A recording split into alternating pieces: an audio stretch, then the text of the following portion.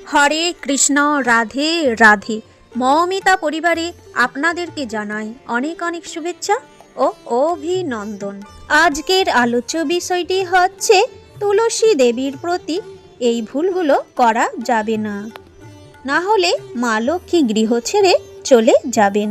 শ্রোতা বন্ধুরা, আজকের এই ভিডিওটি আপনারা প্রথম থেকে শেষ পর্যন্ত মনোযোগ সহকারে শ্রবণ করুন, আপনাদের কিন্তু অনেক ভালো লাগবে। আজকের এই আলোচনাটি আমাদের মা বোনেদের জন্য এবং প্রতিটি সনাতনী গৃহস্থের জন্য জীবন ও মরণ সমস্যার মতোই খুবই গুরুত্বপূর্ণ। আপনারা যারা প্রতিদিন সন্ধ্যাবেলায় ভক্তি ভরে তুলসী তলায় প্রদীপ জ্বালান, তারা দয়া করে আজকের কথাগুলো মন দিয়ে শুনবেন।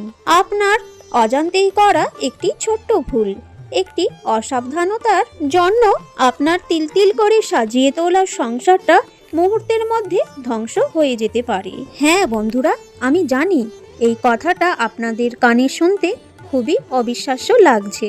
আপনারা বিশেষ করে আমাদের সনাতনী মা বোনেরা প্রতিদিন সকাল এবং সন্ধ্যা বেলায় কত ভক্তি ভরে তুলসী তলায় প্রদীপ জ্বালান। আপনারা জানেন যে গরুড় পুরাণ এবং অন্যান্য বৈদিক ধর্মীয় গ্রন্থে তুলসী মাতার বিশেষ মাহাত্ম্যের কথা বলা হয়েছে। বিশেষ করে সন্ধ্যাবেলা যখন দিন শেষ হয়ে রাতের আঁধার নামছে, সেই সন্ধিক্ষণে তুলসী তলায় প্রদীপ জ্বালানোকে একটি অত্যন্ত পূর্ণকর কাজ বলে মনে করা হয়। এটি অত্যন্ত অলৌকিক এবং শুভ ফলদায়ী। কিন্তু এটা কি শুধুই একটি ধর্মীয় অনুষ্ঠান? না বন্ধুরা, এর পিছনেই রয়েছে আধ্যাত্মিক একটি বিজ্ঞান, পারিবারিক সুরক্ষা এবং আমাদের পূর্বপুরুষদের সন্তুষ্টির কারণ। কিন্তু সমস্যা হলো সঠিক জ্ঞানের অভাবে আমরা অনেক সময় এমন কিছু ভুল করে ফেলি যা আমাদের অজান্তেই মহাপাপের কারণ হয়ে দাঁড়ায়। বন্ধুরা, আজ আমি এই ভিডিওতে এমন গুরুত্বপূর্ণ তথ্য দিতে চলেছি যা হয়তো এর আগে কেউ আপনাকে এমন স্পষ্ট করে বিস্তারিতভাবে বলেনি। সন্ধ্যায় তুলসীতে প্রদীপ জ্বালানোর সময় মহিলাদের ঠিক কী সতর্কতা অবলম্বন করা উচিত তা জানাটা কেন এত জরুরি, এই ভিডিও থেকে আপনারা বুঝতে পারবেন। সবাই তো বলে সকাল সন্ধ্যায় তুলসী তলায় প্রদীপ জ্বালান, এতে ভালো হবে। কিন্তু আপনি কি জানেন, কখনো কখনো ভক্তি ভরে প্রদীপ জ্বালালেও নিজের অজ্ঞাতর কারণে এমন কিছু ভুল করছেন যাতে হিতে বিপরীত হচ্ছে, যার ফলে আপনার পুরো ঘর ধ্বংসের দিকে পড়তে পারে। ঘরে সুখ শান্তি ও সম্পদ সবকিছুই চলে যেতে পারে। এর কারণ হলো মা লক্ষ্মী এবং মা অন্নপূর্ণা স্বয়ং ঘরের তুলসীতে বাস করেন। একটি বাড়ির তুলসী সেই বাড়ির আয়না স্বরূপ। ঘরের সুখ শান্তি ও সমৃদ্ধি মূলত সেই বাড়ির তুলসীর অবস্থার উপর নির্ভর করে। প্রতিটি বাড়ির তুলসী গাছ ভালো মন্দ সম্পর্কে অনেক ইঙ্গিত দেয়। তুলসী গাছ যেন কথা বলে। তাই এই ভিডিওতে আমরা এটাও জানব যে আপনার ঘরের তুলসী আপনাকে কী সংকেত দিচ্ছে। বন্ধুরা, প্রতিটি বাড়িতেই সন্ধ্যাবেলায় তুলসী তলায় প্রদীপ দেখানো হয়, কিন্তু প্রদীপ জ্বালানোর আগে আমাদের জানতে হবে তুলসীর সঠিক অবস্থান সম্পর্কে। কেউ কেউ তুলসী গাছকে ঘরের বাইরে রাখেন, কেউ জায়গার অভাবে ছাদে রাখেন, আবার কেউ কেউ বারান্দায় রাখেন। কিন্তু আমাদের শাস্ত্রে তুলসীর স্থান সর্বদা ঘরের বাইরের একটি নির্দিষ্ট পরিষ্কার বেদিতে বা ছোট চত্বরে রাখার কথা বলা হয়েছে। কেন জানেন? কারণ বলা হয় যখন কোনো নেতিবাচক শক্তি, অশুভ দৃষ্টি বা কুনজর আমাদের ঘরের দিকে ধেয়ে আসে, তখন তুলসী মাতা সেই সমস্ত বিপদ থেকে রক্ষা করেন। ঘরের মূল দরজার সামনে বা আঙিনায় তুলসী মাতা থাকলে কোনো অশুভ শক্তি আমাদের ঘরে প্রবেশের আগেই তুলসী মাতা সেগুলোকে শুষে নেন। তিনি বিষ পান করেন, আমাদের পরিবারকে সুরক্ষিত রাখেন। তুলসী হলেন আমাদের আধ্যাত্মিক রক্ষা কবচ। এইবারে আসি গুরুত্বপূর্ণ বিষয়, দিক নির্ণয়। তুলসী তলায় প্রদীপ জ্বালানোর সময় দিকটি অত্যন্ত গুরুত্বপূর্ণ। আমাদের সর্বদা উত্তর ও পূর্ব দিক করে তুলসী গাছ লাগানো উচিত, এবং আপনি যখন প্রদীপ জ্বালাবেন আপনার মুখ যেন অবশ্যই উত্তর বা পূর্ব দিকেই থাকে। এই বিষয়টি অনেকেই খেয়াল করেন না, তারা যে কোনো দিকে দাঁড়িয়ে তাড়াহুড়ো করে প্রদীপ দিয়েই চলে আসেন। কিন্তু বন্ধুরা, এটি ভুল, কারণ বাস্তুশাস্ত্র ও ধর্মমতে পূর্ব বা উত্তর দিক মা তুলসীর জন্য এবং লক্ষ্মী দেবীর আরাধনার জন্য সবচেয়ে বিশেষ এবং শুভ বলে বিবেচিত হয়। পূর্ব দিক হল সূর্যোদয়ের দিক, যা নতুন আশা এবং নতুন শুরুর দিক, আর উত্তর দিক হল ধনের দেবতা কুবেরের দিক। এই দুই দিকে মুখ করে প্রদীপ জ্বালালে বা পুজো করলে শুভ শক্তির প্রবাহ বৃদ্ধি পায়, আর যখন শুভ শক্তির প্রবাহ বৃদ্ধি হয় তখন জীবনে উন্নতি লক্ষ্য করা যায়। উদাহরণস্বরূপ ধরুন, আপনার বাড়িতে বহুদিন ধরে অকারণে ঝগড়াঝাঁটি, অশান্তি এবং মানসিক দ্বন্দ্ব চলছে। বাড়ির কোনো সদস্যর মন ভালো নেই, স্বামী স্ত্রীর মধ্যে ভালোবাসার অভাব, তুচ্ছ কারণে ভাইয়ে ভাইয়ে বিবাদ, সব সময় যেন একটা উত্তেজনা কাজ করছে। একটি সমস্যা মিটতে না মিটতে আরেকটি সমস্যা এসে হাজির হচ্ছে। দ্বিতীয় ঝগড়া শেষ হতে না হতেই তৃতীয় ঝগড়া শুরু হচ্ছে। আজকের দিনে প্রায় প্রতিটি ঘরেই এই চিত্র দেখা যায়। এমন কোনো ঘর নেই যেখানে পারিবারিক দ্বন্দ্ব নেই। বন্ধুরা, এই কারণেই আমাদের শাস্ত্রে তুলসী পরিচর্যার উপর এত গুরুত্ব দেওয়া হয়েছে।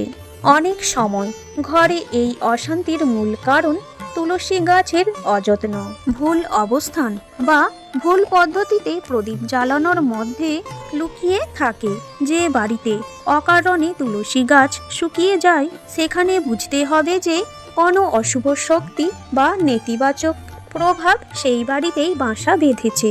সেই কারণেই গাছটি সতেজ থাকতে পারছে না এবং বাড়ছেও না। আর তুলসী রুষ্ট হলে বা শুকিয়ে গেলে মা লক্ষ্মী সেই ঘরে প্রবেশ করতে চান না।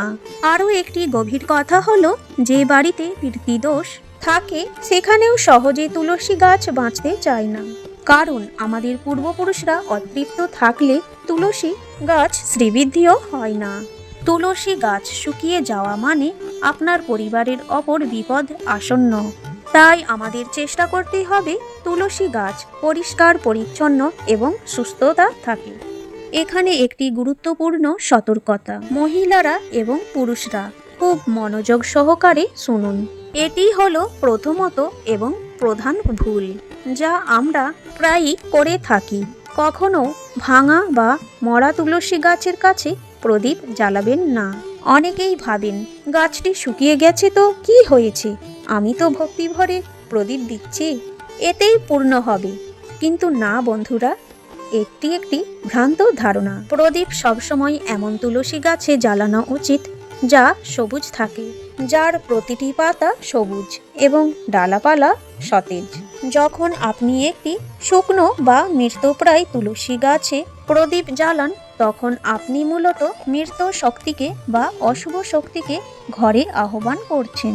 গরুড় পুরাণ মতে মৃত তুলসী গাছে প্রদীপ জ্বালানো মানে আপনি নিজের অজান্তেই আপনার পরিবারে ফাটল ধরাচ্ছেন। এটি করলে পরিবার ভেঙে যেতে পারে, সম্পর্কে বিচ্ছেদ হতে পারে এবং বংশের হানি হতে পারে। তাই যদি দেখেন আপনার তুলসী গাছটি শুকিয়ে গেছে, তবে অবিলম্বে সেটিকে কোনো পবিত্র নদীতে বা জলাশয়ে বিসর্জন দিন এবং সেই পবিত্র মাটিতে একটি নতুন তুলসী চারা রোপণ করুন। নতুন প্রাণ প্রতিষ্ঠা হবার পরই আবার প্রদীপ জ্বালানো শুরু করুন। মনে রাখবেন, সজীব তুলসী মানে সজীব সংসার। তাই বন্ধুরা, আমি আপনাদের বারবার অনুরোধ করছি, তুলসীর চারপাশে পরিষ্কার পরিচ্ছন্নতার বিশেষ যত্ন নিন, কারণ এটি পবিত্রতার কেন্দ্র হিসেবে বিবেচিত হয়। বলা হয় এই পৃথিবীতে গোমূত্র এবং তুলসীর মতো পবিত্র আর কিছু নেই। স্বয়ং ভগবান শ্রীকৃষ্ণ তার গলায় তুলসীর মালা ধারণ করেন। তাই এই স্থানের পবিত্রতা রক্ষা করা আমাদের পরম কর্তব্য। এইবারে আসি প্রদীপ জ্বালানোর সঠিক সময়ের কথা। এটি এমন একটি বিষয় যেখানে 99% মানুষই ভুল করেন। সব সময় মনে রাখবেন, প্রদীপ জ্বালাতে হয় সন্ধেবেলা বা গোধূলি লগ্নে, অর্থাৎ ঠিক সূর্যাস্তের সময়, যখন দিন শেষ হচ্ছে কিন্তু রাত পুরোপুরি শুরু হয়নি। এই সন্ধিক্ষণই হলো সেরা সময়। কিন্তু অনেকেই আছেন যারা কাজের ব্যস্ততায় বা আলস্যের কারণে রাত 8টা, 9টা বা 10টার সময় প্রদীপ জ্বালাতে যান। বন্ধুরা, আমাদের শাস্ত্রে উল্লেখ রয়েছে, যে ব্যক্তি গভীর রাতে তুলসী তলায় প্রদীপ জ্বালাতে যায় তার জীবনে অন্ধকার নেমে আসে।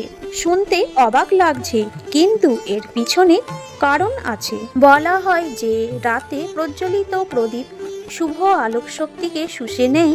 রাত হলো বিশ্রামের সময়, রাত হলো তমগুণের সময়। আপনি যদি রাতে প্রদীপ জ্বালান তবে আপনি মূলত অন্ধকার শক্তিকে প্রদীপের আলোতে পথ দেখাচ্ছেন। আজকের যুগে অনেক আধুনিক মানুষ এই কথাগুলো বিশ্বাস করেন না, আমাদের ধর্মগ্রন্থকে কুসংস্কার ভাবেন। কিন্তু বন্ধুরা, আমাদের ঋষিমুনিরা যেই বিধান দিয়ে গেছে তার পিছনে গভীর বিজ্ঞান এবং সত্য লুকিয়ে আছে। তাই আমাদের উচিত ঠিক সূর্যাস্তের পর সন্ধ্যার সময় প্রদীপ জ্বালানো, যখন রাত বা দিন পুরোপুরি হয় না। কারণ এই গোধূলি লগ্ন বা প্রদোষকালকে মহাকাল ভৈরব ও নেতিবাচক শক্তি উভয়েই সক্রিয় থাকে বলে মনে করা হয়। বলা হয় যে যখন সন্ধ্যা হয় তখন দেবদেবীরা পৃথিবীতে বা মর্তে বিচরণ করেন। মা লক্ষ্মী প্রতিটি গৃহস্থের দ্বারে উপস্থিত হন। তাই সন্ধ্যার সময় আমাদের ঘরের দরজা খোলা রাখা উচিত এবং তুলসী তলায় প্রদীপ দেখানো উচিত, যাতে মা লক্ষ্মী আমাদের ঘরে প্রবেশ করতে পারেন। অন্যদিকে এই একই সময়ে নেতিবাচক শক্তিও সক্রিয় হয়ে ওঠে। তাই এই সময়টিকে নেতিবাচক এবং ধনাত্মক উভয়েরই জন্য খুব সংবেদনশীল বলে মনে করা হয়। এই সময় তুলসী তলায় প্রদীপ জ্বালালে নেতিবাচক শক্তি ধ্বংস হয় এবং আমাদের পরিবারের সুরক্ষা তৈরি হয়। এইবারে আসি প্রদীপ জ্বালানোর সঠিক উপকরণের বিষয়ে। মহিলাদের মনে রাখা উচিত, সন্ধ্যায় প্রদীপ জ্বালানোর সময় তেলের নির্বাচন অত্যন্ত গুরুত্বপূর্ণ।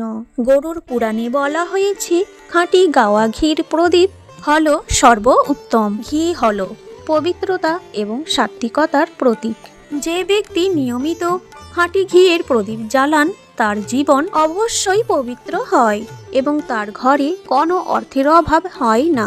মা লক্ষ্মী সেই গন্ধে আকৃষ্ট হয়ে সেই গৃহে বাঁধা পড়েন। কিন্তু আমি জানি সবার ক্ষেত্রে সবসময় ঘি জোগাড় করা নাও হতে পারে। সেক্ষেত্রে আপনারা তেলের প্রদীপ জ্বালাতে পারেন। এটিও স্বাস্থ্যসম্মত এবং অত্যন্ত শুভ। জয় মা লক্ষ্মী। আজকের এই ভিডিওটি এখানেই শেষ হলো এবং পরবর্তী ভিডিও আসতে চলেছে পরের দিন সকাল 11টায়। ততক্ষণে সকলেই ভালো থাকবেন, সুস্থ থাকবেন।